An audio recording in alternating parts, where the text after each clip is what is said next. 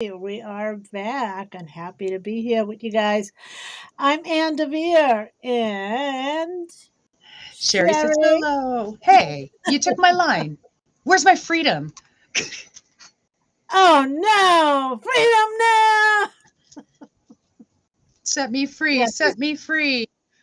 she's hearing music, folks. She's just boogieing Yes. away, and yeah. So today's, if you haven't guessed already, it's about freedom. Freedom. Um, well, it's a lot simpler than you think.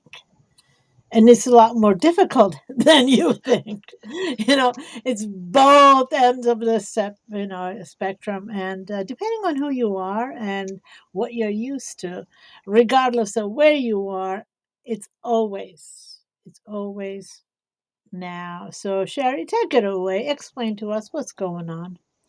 So, we're going to talk a little bit about these freedoms that we hear so much about. I want this freedom of my choice. I want this freedom to practice what I want to practice. I want this freedom of my ability to choose that career and freedom of my mind because I'm going to bring myself to this mindful place and in my spiritual existence. But we all have to figure out, okay, what does that actually mean?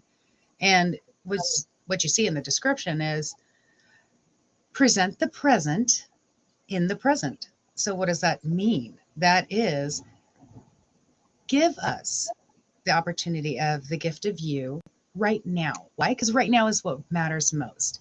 We are in our here, we're in our now. It's the only time that we get to indicate freedom as our choice, as our very first step of the day is, hey, I'm going to be present in my moment. I'm going to reduce all the stress that I can for today. I'm going to enhance my well being by starting off my morning and saying, oh, I can deepen all of my spiritual connections and my social interactions if I'm engaged right here, right now, as I am, as my beautiful self, and ready to tackle this day. So, this is that part of freedoms that just allows us to step on in and go forward. And that sounded so beautiful. Here I am, my fabulous self. It doesn't come that easy. It does not. He does not. That's why there are so many books written on this. And what Eckhart Tolle, the power of now. I mean, it's like book after book after book. How do we get to the now? And I know that for me, a lot of time, a lot of space in my head was occupied by the past. Things I could do nothing about, maybe learn a few lessons. And a lot of space was occupied by tomorrow and 10 years from now. I mean, all kinds of stuff that never came to be, right? And most of the stuff, it's either we're regretting the past or fear of the future. And so, really, two things we can't do anything about. But how do we stay in the present, and what is the present of the present? So, Sherry, you're going to come right back to you because I am all ears with this one. I really would love to, gosh, advance my skill set in staying in a present and really diving into now. And, because there's a lot of power in the now, Mhm. a lot of it, a lot of it. But how do we harness that? So, what do we do? What are we doing? What are you and I doing? You and I are engaging in right now. We are present. And something, Anne, that you've walked me through with the unique influencer code is our gifts. And what do we just have as a gift of ourselves that we're just born with? We are all born with innate value and worth. We know this. Even for those that struggle with self-esteem, they understand that yes, we all have a sense of worth that is intrinsic. So that's our gift. That is the when you don't know what to do about staying present, you can lean into that and say, you know what? I have my worth. I have my value. If that's the only thing I can hold on to right now, and I need to understand it as a present. We all love presents. I think we all love presents, and you like presents. And well, I do. I love presents. So let's dive in a little bit deeper. How do I get to view what I have as a present on a bad day or just in general? I mean, sometimes we just have a hard time and like, oh, I have this gift and I have that gift, or I am a gift, and that's a beautiful place to be when we come Mhm. to that place. I am a gift to this universe. It's like, oh, that sounds stuck up. No, it's not, because without getting into a lot of detail about it, is we all have unique value that we bring while we're here. And so that is our present. And how do we receive that present, for one thing, and how do we share that present? So let's look at that. What does that look like? Okay, well, it depends for the person that is struggling with understanding their gift and that they are a gift. It's going to be that first step of let's reconfigure our self perception. Let's reconfigure our self talk. How do we go through and reduce our mental distress, our cognitive distress, because we're having a hard time finding those little bits and pieces along the way that make us valuable and worthy to ourselves first. And yes, that's very, very hard. I work with this day in, day out, every day of the week. And so part of it could be maybe jotting it down on paper. If you feel like you're struggling and you don't know how to find your present that's in the present, write it out, look at it. It's one of those great things that we can do, that when we're stuck in this cognitive blockade, if you will, throw everything out on paper, take a look at it. And you see, I've done this with clients as we get ready for our meetings, and I have these beautiful tables up behind me on my whiteboard. It's really identifying our struggles and how we've overcome our struggles, and learning to let go of that negative side of it and embracing the actual facts, the bits and pieces that are just happening. When we can't emotionally say we resonate with it, then factually we can look at it and say, okay, well, that's the truth. So I can grow to learn to accept these things. And that's the gift I'm going to give myself, is I'm going to give myself that recognition for that moment. Because why not? And yeah, absolutely. Now you just reminded me. I'm going to go back to the unique influencer code. As we go through and look at what are the gifts that we are born with, right? We all have, we have our special gifts when it comes to artistic gifts. Do we sing? Do we dance? What do we do, right? We all have gifts. And then maybe our cognitive gifts, how we think. Some of us are problem solvers, others are methodical in what we do. These are all gifts. I mean, these are things we were born with, right? What about our physical gifts? You didn't choose the eyes and the hair and the body and all that you have, and there are like beautiful aspects to you, regardless of what you look like. There are different parts that you like, right? I mean, we all have it. So, what is it that you appreciate? And these are things that you are born with. So then, what about our intuitive gifts? So we look at all of these, and so the present of the present. So is that a good place for us to start acknowledging what we have, the things that were just given to us? Literally, we're just plopped here with these things, and so the present of the present. So we accept that we're acknowledging and we're receiving the gift now, today, and never mind how we feel about it tomorrow. So, Hmm. yes, okay. Absolutely. You are on the money. I'm on the money. Okay. Now, let's get to how do we do that? I know that sometimes it's hard to accept things. Sometimes it's hard to forget some of the things from the past. We all have a lot of baggage. Life isn't easy for most of us. And regardless of who we are, there are things that have been happening to us and, disappointments as life happens. So, how do we learn to let go of the disappointments and things that we don't like? and begin to look at them as the gift, the present of now. So, what does that look like? That goes back to this very pop psychology phrase that's following everybody right now. It's mindfulness, mindfulness, mindfulness. Yes, becoming mindful in our moment. And this is again where simply leaning on to the facts of this is what I have.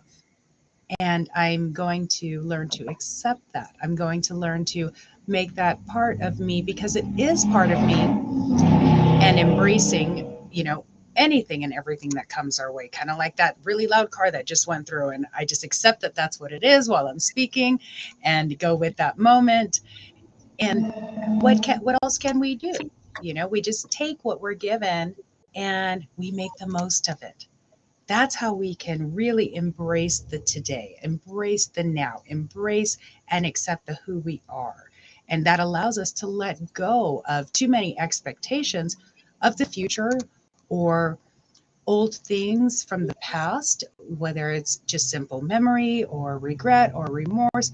Let that go, because can we do anything about that at this moment? No, we can't.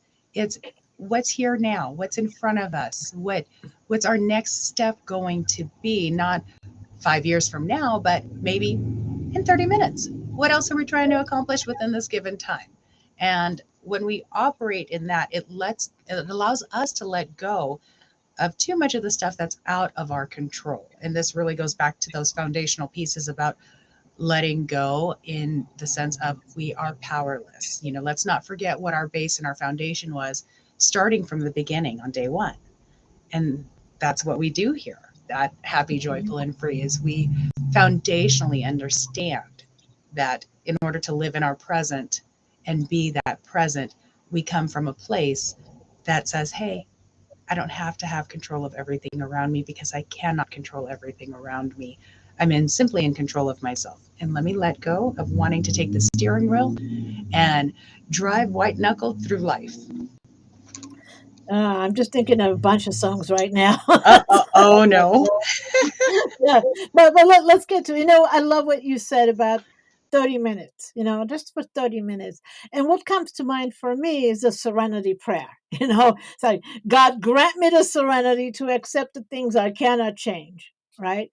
There are so many things that come up that there's nothing I can do. It's not in my hands. Mhm. It's somebody else, and, just totally out of my control, and change the things I can and look at the things. Well, if something is under my control, what can I do? How can I change? How can I respond to it differently?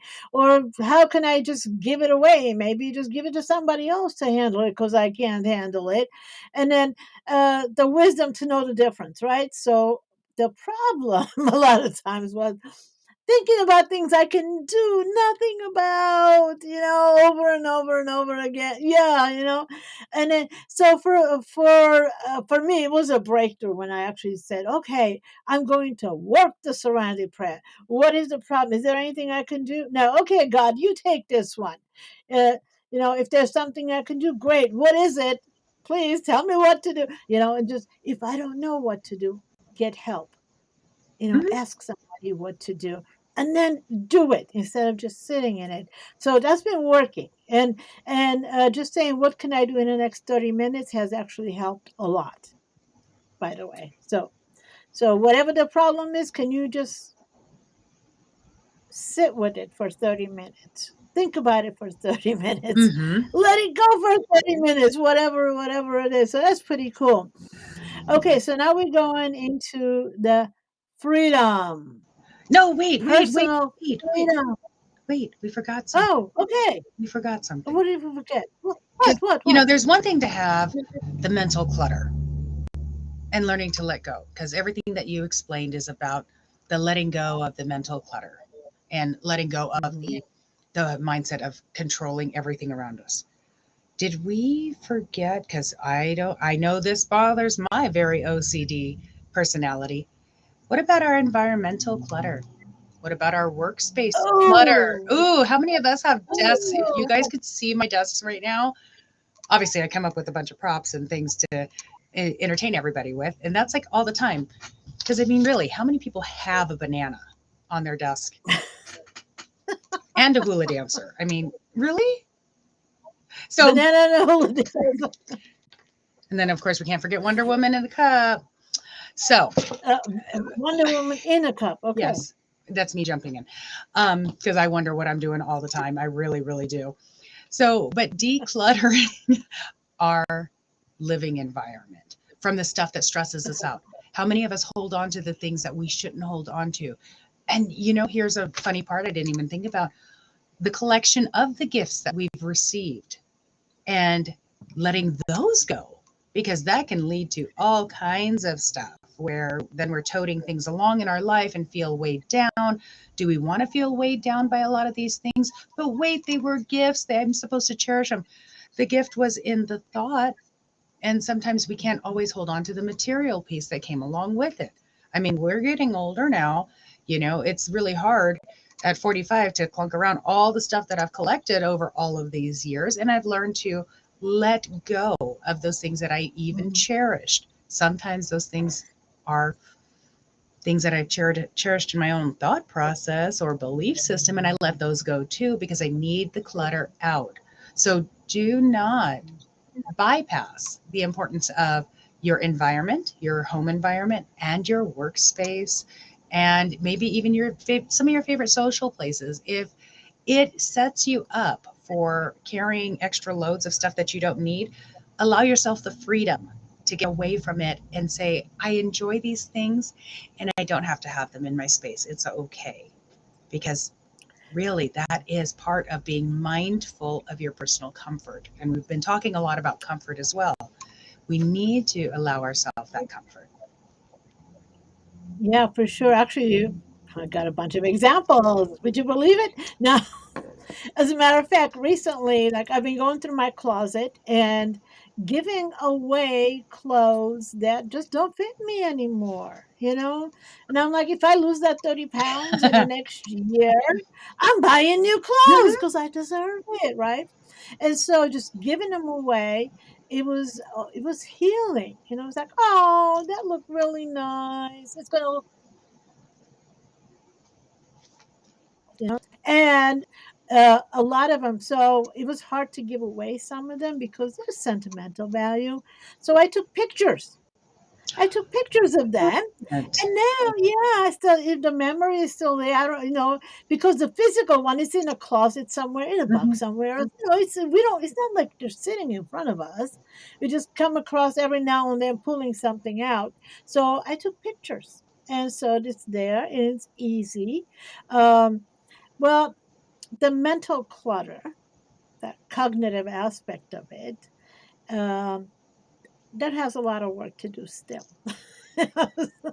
And that also goes into creating cluttered spaces through maybe some of our ill fitting habits like shopping to make us feel better in that moment and feel like we have the freedom to just add and decorate and do this, but what are we really doing it for?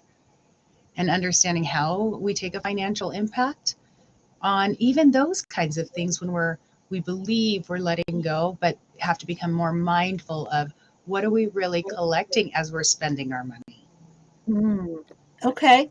So I will tell you, I have a little trick up my sleeve for that.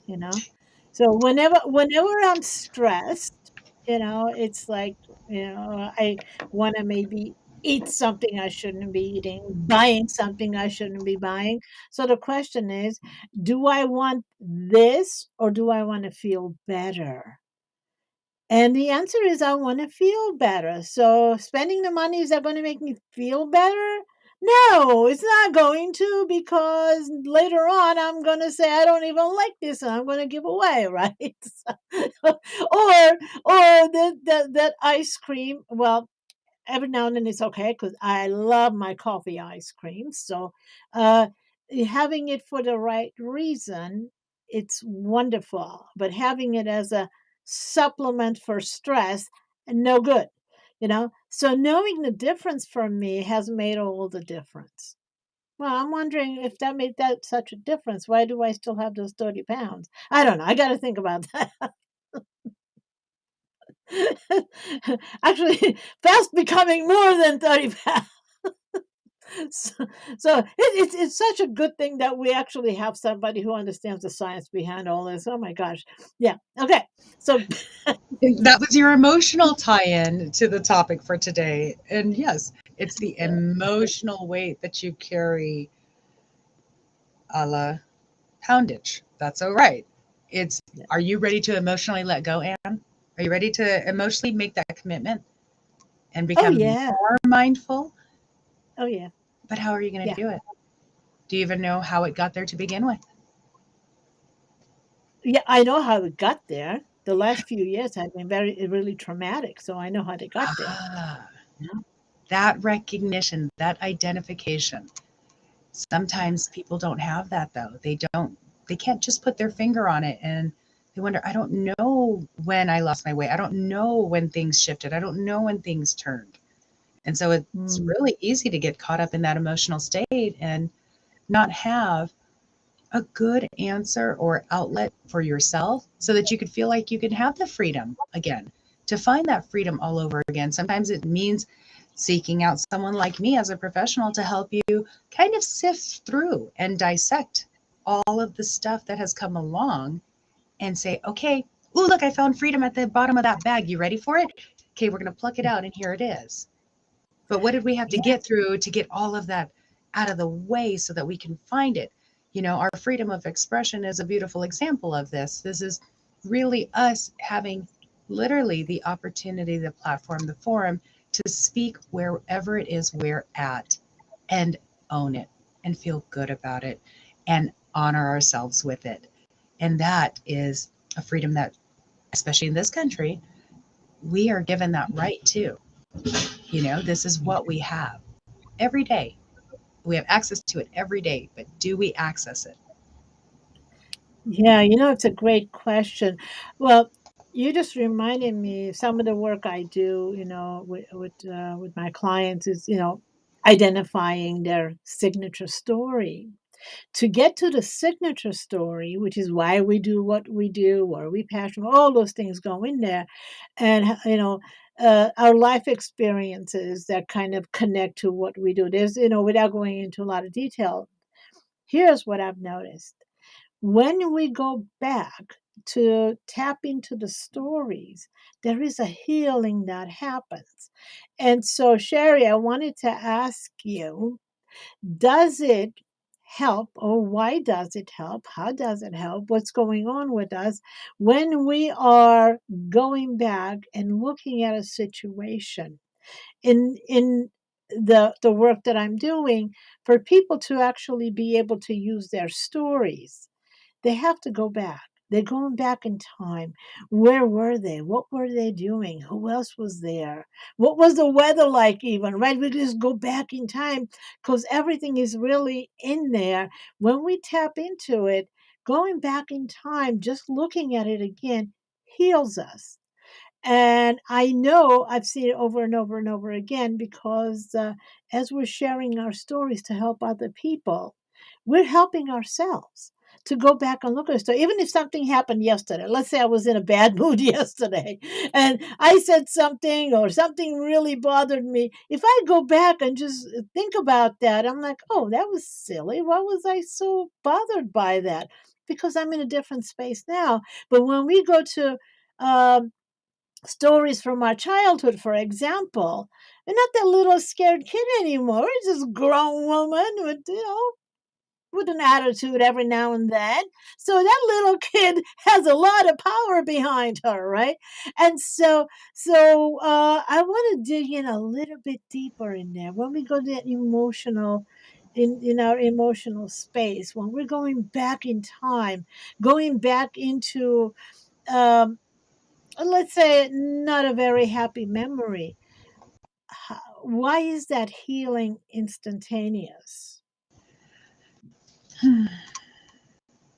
I know a Because long, long. it's earned a voice finally. Oh, It presented itself in a way to be heard. And everybody deserves to be heard. It's when they feel silenced or when they feel ignored or when they feel dismissed that it's so easy to give up and give in to this, again, this powerlessness of who we are. But to bring that forward and say, hey, I own this part of my experience because it wasn't what defined me, but it's what strengthened me. And that's where the key component comes in and says, okay, now that I found, again, these very loud, out of moment cars coming through, but now that we've found our strength in our words and the strength of our voice, we can let go of maybe some of the misery that came with it, some of the despair, some of the distress. And that is so empowering. Yeah, no, totally. I mean, I have experienced that. Also, the other thing, every time you say something, something else pops in, in this brain of mine. So, some aspects of our lives we feel more powerful in than others. So maybe we're super competent at work and maybe not so at our relationship, or maybe we have a great relationship with our spouse or significant other, maybe not so much with our teenage children, right? So there's just so many aspects where we feel good in some areas and maybe not so adequate in other areas, right? um, do we do we go in and get empowered from the things we are empowered in and then bring it into other aspects? I mean, I go borrow stuff. I borrow How power. well here, let's go ahead and not borrow power from anyone. How about this No, is where not you from me. I Oh, borrow okay. my power from the different aspects of me. Oh, well then yes, that's absolutely what you're supposed to do. But don't forget at the same time to give yourself the grace of not knowing. That's literally quite the premise of mindfulness. We're mindful of what we have and what we don't have. And in that moment, if we don't possess what we need to feel strong, then let's acknowledge that we're just present in the moment of our thought, even if we don't know what to do with it. And that's okay. There really is a whole lot of times where you can tell yourself, you know what? It's okay that I maybe don't have all the answers. It's okay that I don't know what to do with this feeling. It's okay that in this second, I'm feeling lost, but I'm also not going to give up. I'm also not going to throw the towel in. I'm also not going to stop right here. I'm just giving myself that opportunity to live with a little bit of grace, a little bit of leniency, and I'll get back to it. And this is where that 30 minutes comes in. Maybe if I need more than 30 minutes, tomorrow I will get up and retackle this problem that I have in my headspace. And that's the best That I can do. is, yeah, that's super, super powerful because, um, me included, for well, while growing up, I felt like I had to know everything. I had to have the answers to everything. I don't know why I thought that. Somebody around me maybe acted in that way, and I thought I was supposed to be that way. Who cares, right? And we can go down a rabbit hole with that, but we're not. So the freedom of saying, you know what, I don't know this. Maybe because I'm not supposed to know this. And if I really want to know it, I can go and find out. And so having that space to choose, because a lot of the stuff that I thought I was supposed to, and I'm like, I don't really care. Why do I need to even know that? It's not worth my time to invest at this time. And so being able to get rid of stuff, am I interested enough to know? Am I interested enough to learn? And so that brought me some freedom. Look at me, I'm just pulling all this stuff out from what see. This is what you get when Uh huh. you're teaming up with somebody who's lived a few lifetimes and had to hustle through and all kinds of situations. Life happens. You Yep. have to rise to the top. Yeah. Anyways, yeah. So, And here, let me give you the biggest moment of brilliance. You ready for it? oh, I'm ready for it.